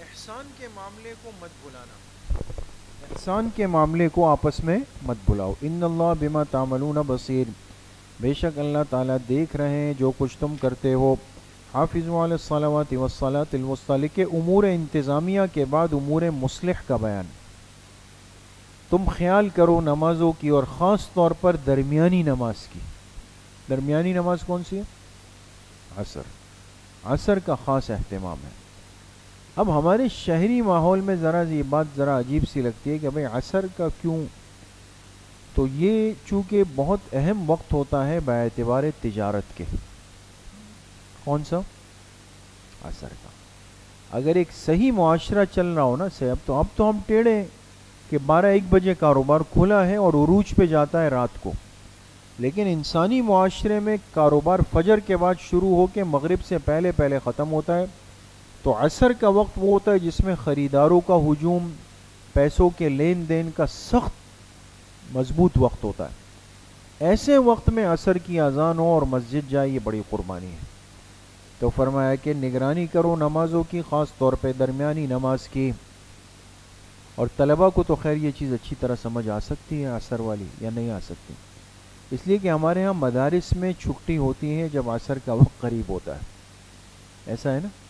اور آپ دیکھیں 90% طلبہ ہم کیا کرتے ہیں کہ ہم بیگ کندھے پہ ڈال کے روانہ ہو جاتے ہیں، حالانکہ اسی مسجد میں اذان شروع ہو جائے گی دائیں سے بائیں سے، لیکن طلبہ کیا کریں گے، جا کے اسٹاپ پہ کھڑے ہو جائیں گے، تو یہ بہت ہی زیادہ اس کی بات ہوتی ہے۔ ہم جامعہ میں تھے، درجہ رابعہ یا خامسہ تھا، تو ہمارا معمول یہ تھا کہ چونکہ رہائش یہاں سولجر بازار میں تھی، قریب تھی، تو پیدل ہم جاتے تھے، 7 8 10 منٹ کا راستہ تھا۔ میرا مفتی صاحب رحمۃ اللہ علیہ تھے جو ہمارے بڑے تھے، اور ایک ہمارے ساتھ علاقے کے اور ساتھی تھے۔ ایک دن ایسا ہوا اللہ کی شان کے آخری گھنٹہ تھوڑا سا لیٹ ہوا اور اذان شروع ہو گئی اور استاذ نے چھٹی دی، تو ہم تو خیر اپنی ترتیب پہ نکلے، ہم نکل آئے، اور عادت یہ بنائی ہوئی تھی کہ ہم عصر کی نماز پڑھتے تھے سبیل مسجد میں۔ سبیل مسجد دیکھیے راستے میں۔ اب ہم لوگ نکلے اور ہمیں اندازہ نہیں ہوا کہ ایک استاذ دیکھ چکے ہیں ہمیں گاڑی میں گزرتے ہوئے۔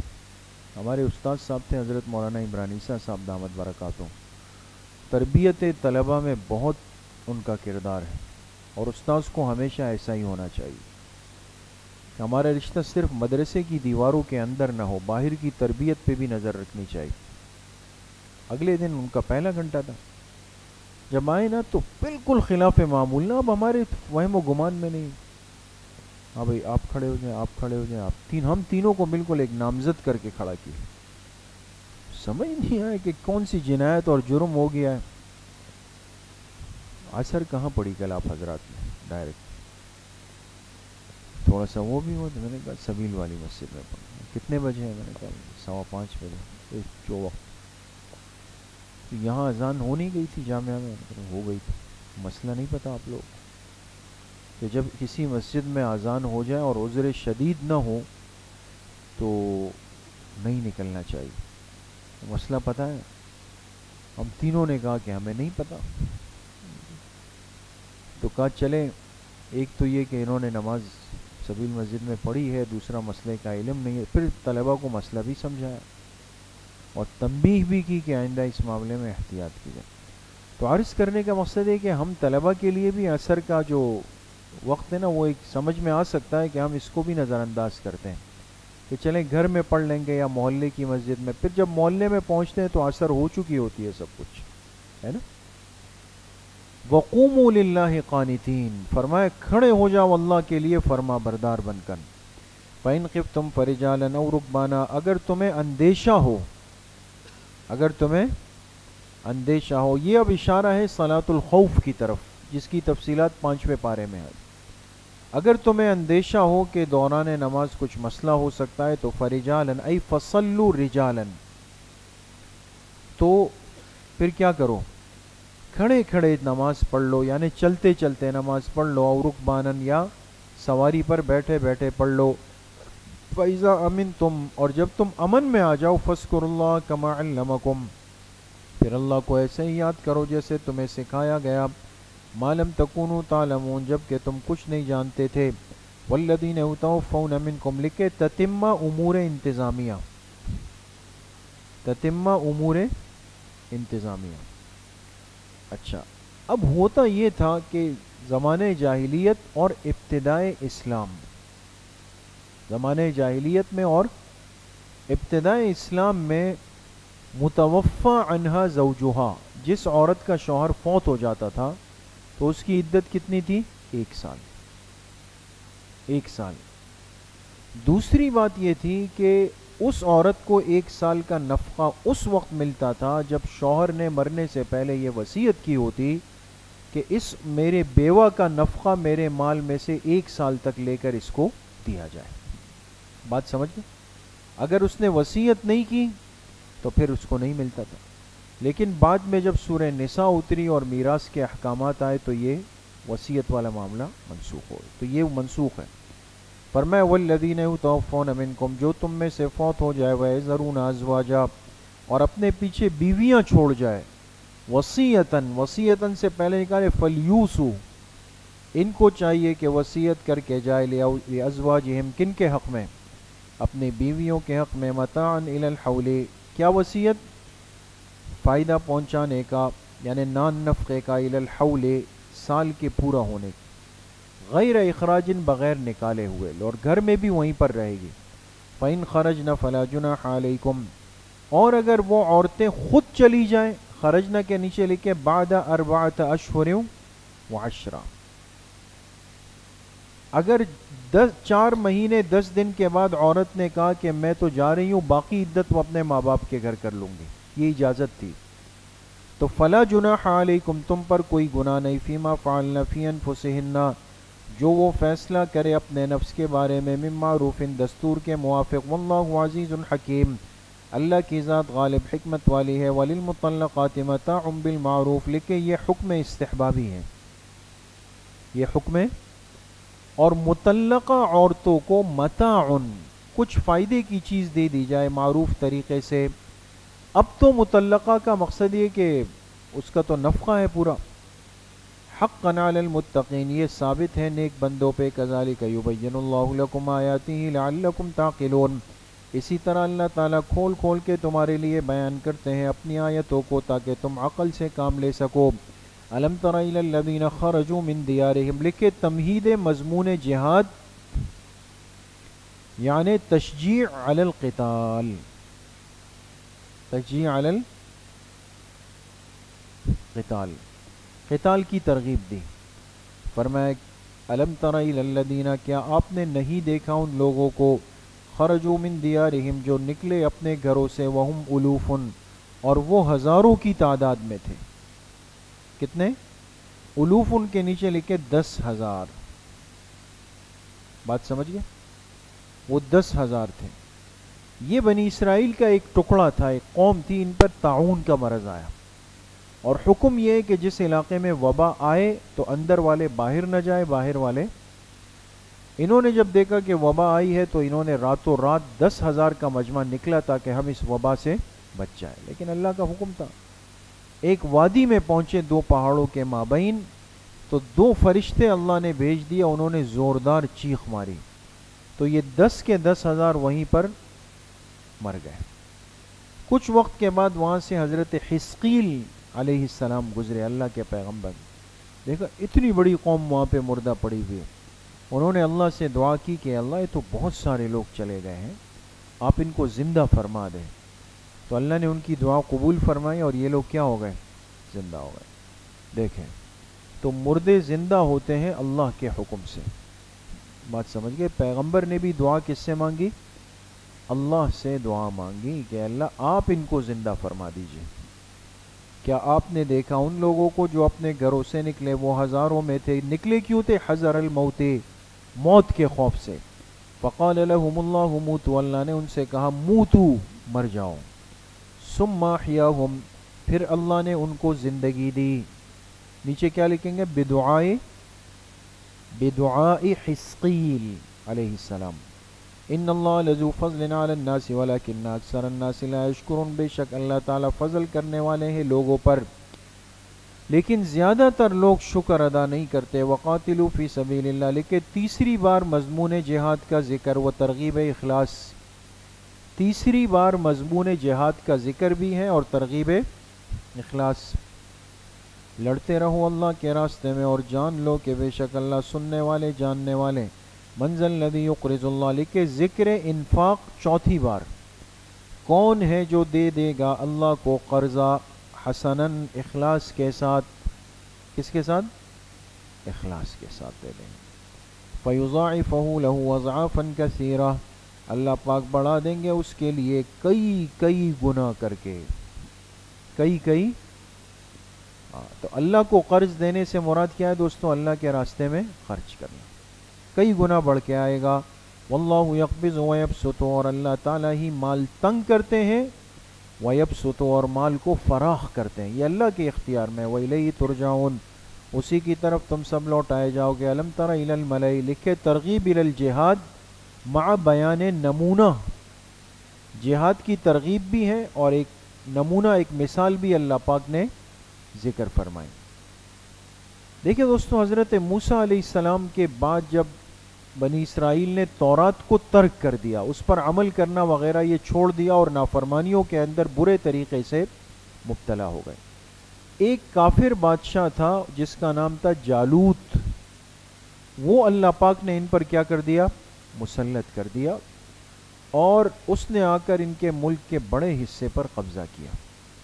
اس زمانے میں جو پیغمبر تھے بنی اسرائیل کے، یہ ان کے پاس آئے اور کہا کہ آپ ہمارے لیے کوئی امیر مقرر کر دیں تاکہ ہم اس امیر کی اطاعت میں جا کر کے جالوت سے جہاد کریں اور اس سے مقابلہ کر لیں. بات سمجھ گئے؟ یہ اس کا تذکرہ ہے. الم تر الی الملأ، کیا آپ نہیں جانتے ان سرداروں کے بارے میں؟ ملأ سردار جو بنی اسرائیل میں سے تھے، من بعد موسیٰ، موسیٰ علیہ السلام کے دنیا سے جانے کے بعد. اذ قالوا لنبی، لکھے مطالبہ، جب ان سرداروں نے اپنے نبی سے کہا. نبی کے نیچے لکھے شمویل. یہ کون تھے؟ حضرت شمویل علیہ السلام. آ کے ان سے کہا ابعث لنا ملکا، ہمارے لیے ایک بادشاہ یعنی امیر مقرر کر دیں. دیکھیں یہ ادراک اللہ نے ہر زمانے کے لوگوں کو دیا ہے کہ کوئی بھی دین کا بڑا کام بغیر امیر کے مقرر کیے نہیں ہو سکتا ہے. امیر طے ہوگا، تو کہا ہمارا امیر طے کر دیں. نقاتل فی سبیل اللہ، تاکہ ہم اللہ کے راستے میں قتال کر لیں. قال هل عصیتم، لکھے جواب مطالبہ. اس پیغمبر نے جواب میں کہا کہ قوی امید ہے. عصیتم کا کیا ترجمہ ہے؟ چونکہ سابقہ کرتوتوں کا پتہ تھا، کہا قوی امید تو یہ ہے کہ ان کتب علیکم القتال ولا تقاتلوا، اگر تم پر جہاد فرض کیا گیا تو پھر نہیں کرو گے، بھاگ جاؤ گے. قالوا، کہنے لگے وما لنا الا نقاتل فی سبیل اللہ، ہم کیوں اللہ کے راستے میں نہیں لڑیں گے. وقد اخرجنا من دیار، لکھے مقتضیات قتال، قتال کے اسباب خود بتائے اپنے پیغمبر، ہم کیوں نہیں لڑیں گے، ہمارے ساتھ یہ ہوا یہ ہوا یہ ہوا. جبکہ ہمیں نکالا گیا من دیارنا، ہمارے گھروں سے بے گھر کیا گیا. وابنائنا، ہمیں ہماری آل و اولاد سے دور کیا گیا. لیکن ہوا وہی، فلما کتب علیہم القتال، جب ان پر قتال فرض کیا گیا تو تولوا، پھر کیا کیا؟ ریورس گیئر لگایا. کون سا؟ ریورس. تو واپس پلٹ گئے. الا قلیلا منہم، مگر ان میں سے ایک چھوٹی سی تعداد، لکھے 313. یہ عدد ہمیشہ سے خیر کا رہا ہے دوستو. ایک چھوٹی سی تعداد رہ گئی یعنی 313. واللہ علیم بالظالمین، اللہ تعالیٰ ظالموں سے خوب باخبر ہے. وقال لهم نبیہم، لکھے اجمال کے بعد تفصیل. ان کے نبی نے ان سے کہا ان اللہ قد بعث لکم طالوت ملکا، بے شک اللہ نے تمہارے لیے طالوت کو امیر مقرر کر دیا. جالوت سے مقابلہ تھا اور ان کے امیر کون مقرر ہوئے؟ یہ طالوت مقرر ہوئے. بات سمجھ گئے؟ قالوا انا یکون له الملک علینا، اب بنی اسرائیل تھے نا، ان کے مزاج میں بگاڑ بہت زیادہ تھا. تو قالو کے نیچے لکھے اعتراض، کہنے لگے انا یکون له الملک، وہ کیسے ہم پہ بادشاہ بنے گا. پہلے خود آ کے کہا کہ ہمارا امیر بنائے، جب بنائے تو کہا وہ کیسے بنے گا. ونحن احق بالملک منہ، ہم تو اس سے زیادہ عمارت اور بادشاہت کے لائق ہیں. ولم یؤت سعۃ من المال، اور اس کو تو مال کی فراخی بھی نہیں دی گئی. 100% مال پرست لوگ تھے. جو ہمارے امیر بننے جا رہے ہیں اس کے پاس تو مال ہے ہی نہیں. قال ان اللہ اصطفاہ علیکم، لکھ کے جواب. اب حضرت شمویل علیہ السلام نے فرمایا ان اللہ اصطفاہ علیکم، لکھے اسباب ترجیح. اب انہوں نے وضاحت بھی کی، سمجھایا بھی کہ بھئی ان کو امیر کیوں بنایا گیا. اسباب ترجیح، ان اللہ اصطفاہ علیکم، لکھے سبب نمبر 1، بے شک اللہ نے ان کو تمہارے لیے چنا. پہلی بات تو یہی ختم ہو گئی کہ یہ انتخاب کس کا ہے؟ اللہ پاک کا. وزادہ بسطۃ فی العلم والجسم، لکھے سبب نمبر 2، اور اللہ نے اس کو فراخی دی ہے کس اعتبار سے؟ کہ وہ کشادہ ہے علم میں بھی اور جسم میں بھی. مطلب یہ کہ جو امیر تمہارے آئے ہیں ان میں علم کے بھی بھاری ہیں اور جسم کے بھی بھاری. اس لیے کہ ایک منصب کے لیے بارعب شخصیت چاہیے.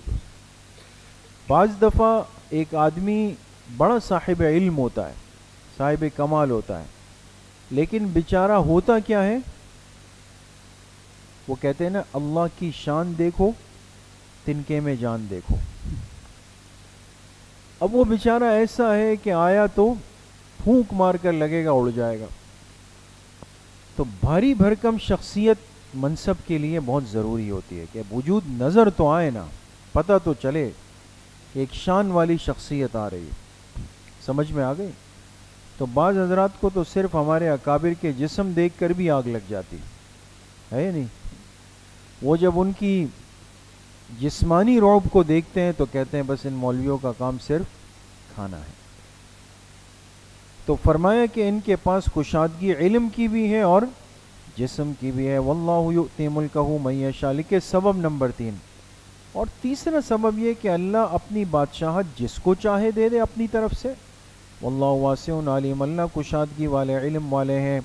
وقال لهم نبیہم، لکھ کے جواب درخواست قوم، جواب درخواست، اب قوم کی جو درخواست تھی نا اس کا جواب۔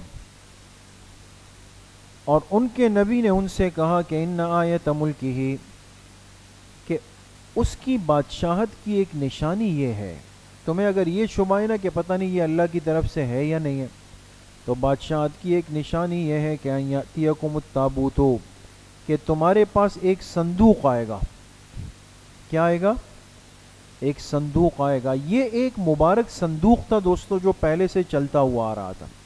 اس میں کچھ تبرکات رکھے ہوئے تھے۔ اس صندوق کے اندر تورات کا نسخہ تھا، حضرت موسیٰ علیہ السلام کی عصا تھی، اور ان کے جوتے تھے، یہ جو جیسے ہوتے ہیں نا نسبت والی چیزیں، وہ اس میں تھی۔ تو یہ بڑا بابرکت تھا، اور جب بھی کوئی دشمن سے جنگ ہوتی تو بطور برکت کے اس کو لایا جاتا تو اللہ بڑی آسانی بھی فرما دیتے تھے۔ نسبت کی تو نفی نہیں ہو سکتی ہے نا، تبرک بے آثار الصالحین کی نفی نہیں ہو سکتی دوستو، وہ تو ثابت ہے۔ امام بخاری رحمۃ اللہ علیہ نے بھی پورا باب قائم کیا ہے، آپ علیہ الصلاۃ والسلام نے جہاں جہاں نماز پڑھی اور آپ کے جو بال مبارک اور یہ ساری چیزیں صحابہ نے کیسے محفوظ فرمائیں۔ تو فرمائے نشانی یہ ہے کہ تمہارے پاس ایک تابوت، ایک صندوق آئے گا، فی سکینۃ من ربکم، جس میں تمہارے رب کی طرف سے سکون کا سامان ہوگا۔ سکینہ کے نیچے لکھے تورات۔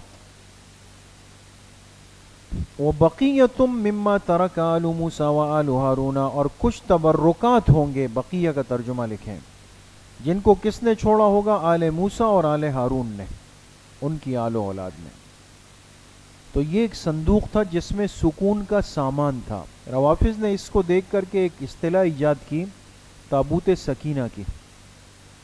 سنا ہے آپ لوگوں نے کبھی؟ ان حضرات کے جو مجالس اور وہ ہوتے ہیں اس میں یہ ایک صندوق اٹھا کے چلتے ہیں، صندوق، اور یہ کہتے ہیں کہ میدان کربلا میں حضرت سکینہ، اگرچہ وہ حضرت حسین رضی اللہ عنہ کی بیٹی ہے، سکینہ نام ہے ان کا، تو کہتے ہیں انہوں نے ایک صندوق اٹھایا تھا، تو یہ اس کی ایک شبیہ بنا کر چلتے ہیں اور اس کو اس سے جوڑتے ہیں، حالانکہ یہ الگ چیز ہے۔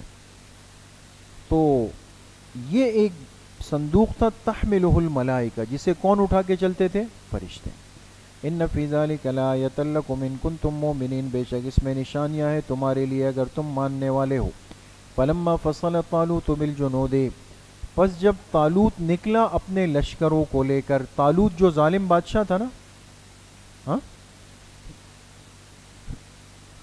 طالوت کو تو پیغمبر نے مقرر کیا نا، اور ظالم بادشاہ کون تھا؟ جالوت تھا۔ اور دماغ کو حاضر رکھے ہیں۔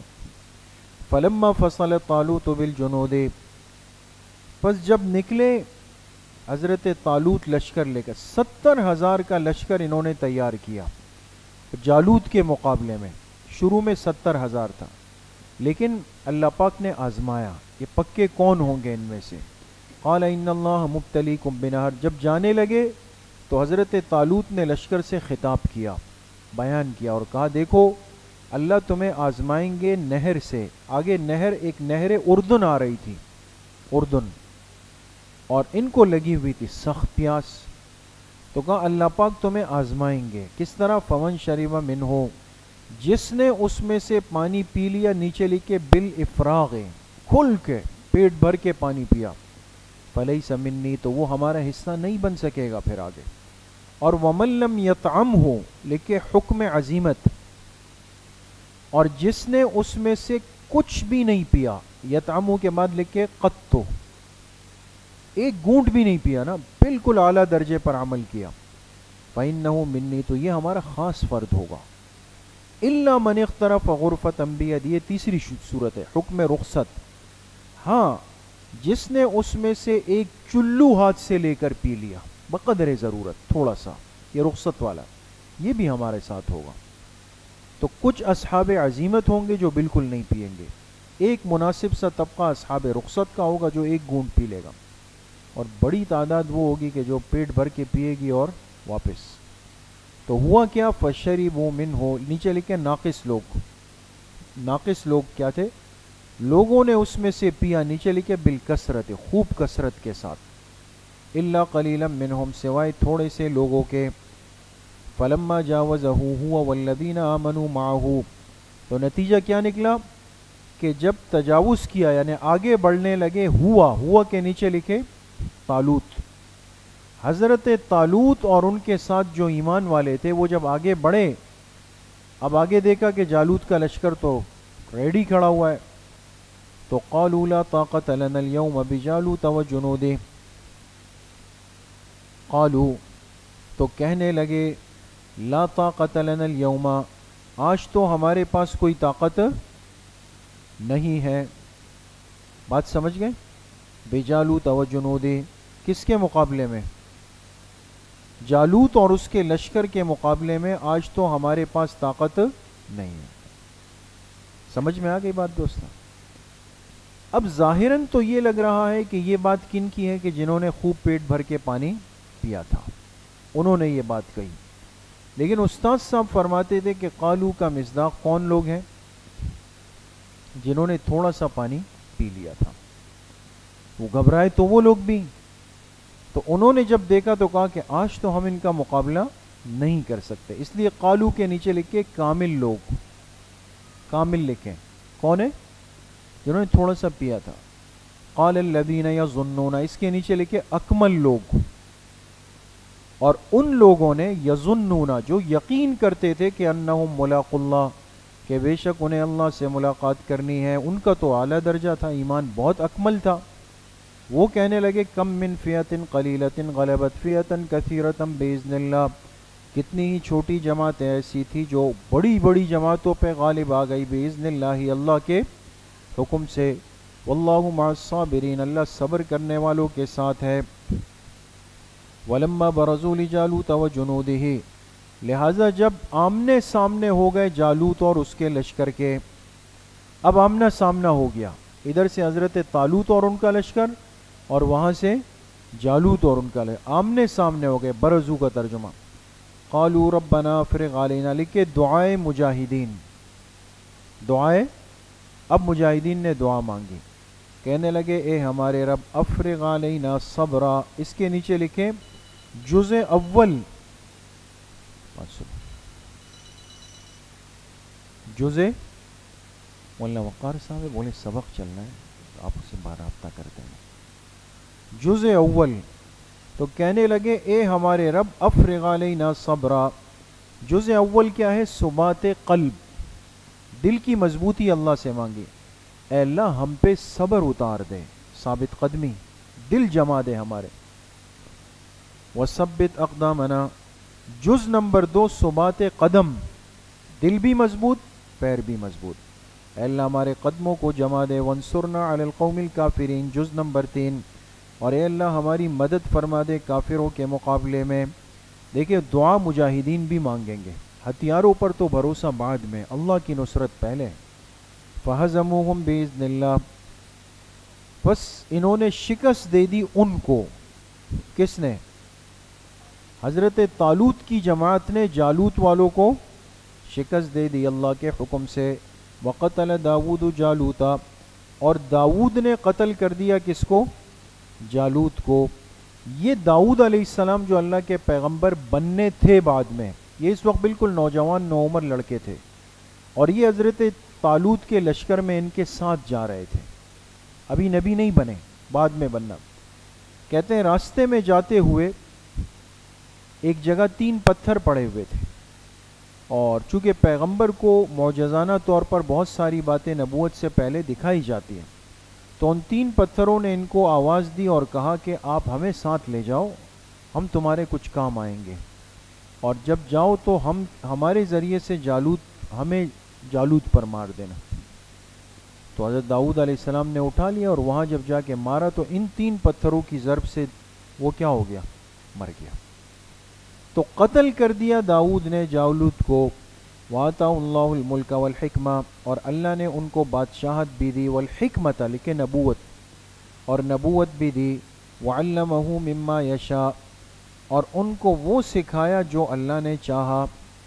نیچے لکھے کمنطق الطیر اور ولین الحدید، جیسے پرندوں کی بولی بھی ان کو سکھائی گئی، اور لوہا اللہ نے ان کے ہاتھ پہ نرم کر دیا تھا۔ بات سمجھ گئے؟ آواز کی خوبصورتی تھی ان کے پاس۔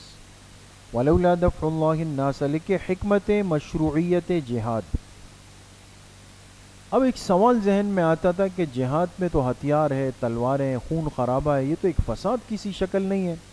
اللہ نے اس کی حکمت فرمائی، فرمایا وَلَوْلَا دَفْعُ اللَّهِ النَّاسَ بَعْضَهُمْ بِبَعْضٍ، اگر اللہ تعالیٰ لوگوں کو دور نہ کریں بعض کے ذریعے سے بعض کو، پہلے والے بعضہم کے نیچے لکھے مفسدین، دوسرے بعضن کے نیچے لکھے مصلحین، اگر مصلح کے ذریعے سے مفسد کو دفع نہ کیا جائے تو لفسدت الارض، تو زمین میں فساد پھیل جائے۔ زمین میں آج بہت سارے فتنے اور فساد کی روکنے کی وجہ وہ مجاہدین کی چھوٹی سی تعداد ہے جو دنیا، بہت کم رہ گئے، مخلص مجاہدین تو بہت کم ہے نا دنیا میں، اور وہ بھی بیچارہ کوئی فلسطین میں ہے، کوئی عراق میں ہے، کوئی افغانستان میں، کوئی وہ بھی بٹے ہوئے ہیں بیچارے، مٹھی برابر ہوں گے، لیکن ان کے وجود کا اتنا رعب کافر پر آج بھی ہے کہ وہ کھل کر امت کی طرف پیر نہیں بڑھا سکتا۔ جہاں داؤ چلتا ہے تو وہاں بھی پورا عالم کفر اور اپنے ساتھ منافقین کو لے کر جمع ہوتے ہیں۔